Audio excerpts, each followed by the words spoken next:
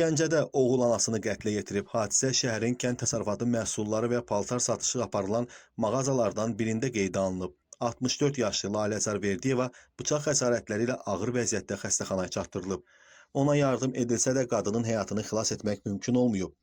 İlkin məlumata görə qadın onun oğlu 44 yaşlı Ramin İsmailov tərəfindən qətlə yetirilib. Bildirilir ki, Ramin İsmailov anası Lalə Zərverdiyevanı qeyri-rəsmi yaşadığı qadına görə öldürüb. Belə ki, hadisədən bir gün öncə ana və övladı arasında mübahisə yaranıb. Mərhum oğlunun qadından ayrılmasını tələb edib. Sabahsı Ramin İsmailov anasının işlədiyi bazara gəlib. Lalə Zərverdiyevaya bıçaq xəsarəti yetirib, qadın aldığı yaralardan elə hadisə yerində vəfat edib.